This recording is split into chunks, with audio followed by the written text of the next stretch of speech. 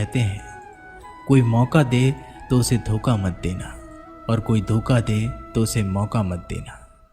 मिलावट का दौर है, हाँ में हाँ मिला दिया करो, संबंध लंबे समय तक टिकेंगे। दीपक इसलिए वंदनीय है क्योंकि वह दूसरों के लिए जलते हैं, दूसरों से नहीं जलता है।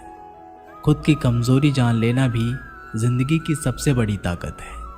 चलने की कोशिश तो करो, दिशाएं बहुत हैं, रास्ते पर बिखरे कांटों से ना डरो, आपके साथ दुआएं बहुत हैं। जो चाहा वो मिल जाना सफलता है, जो मिला है उसको जानना प्रसन्नता है।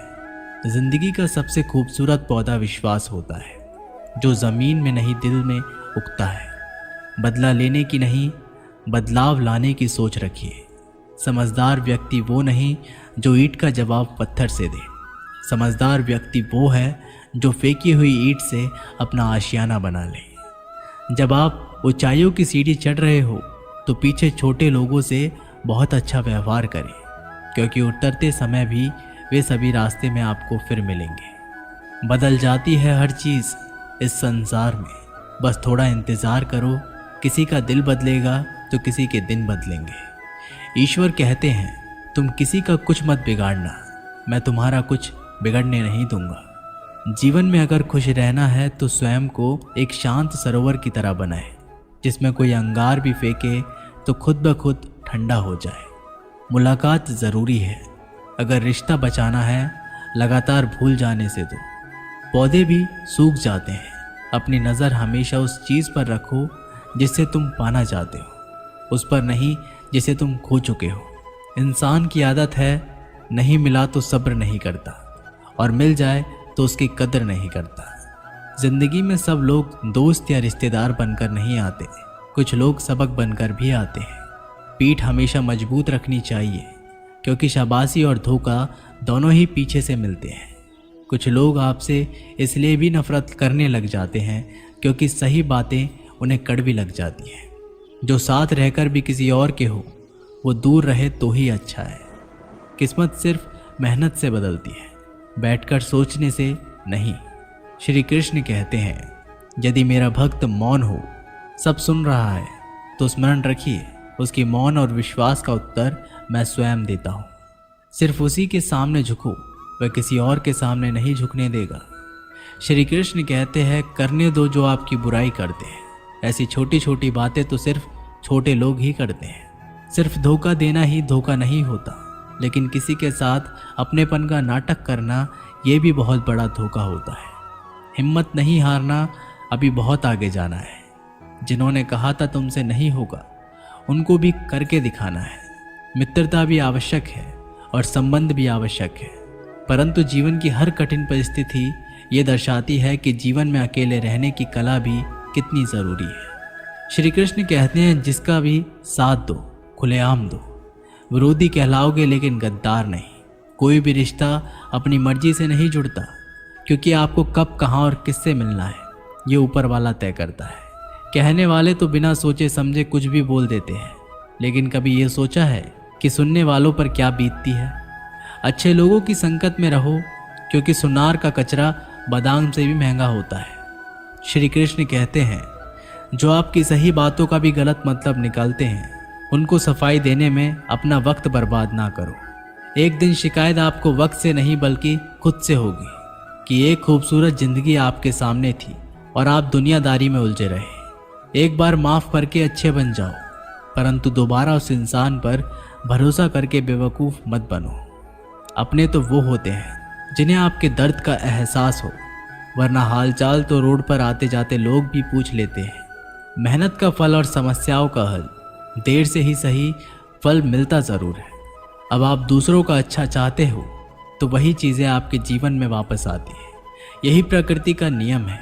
टूटी हुई चीज़ें सबसे ज़्यादा तकलीफ देती है, जैसे भरोसा, दिल, नींद और सबसे अधिक उम्मीद। बस तुम खुद से मत हारना, बाकी सब श्री कृष्ण देख लेंगे।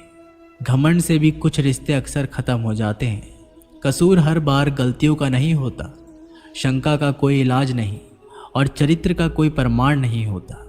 मौन से अच्छा कोई साधन नहीं और शब्द से तीखा कोई बाण नहीं।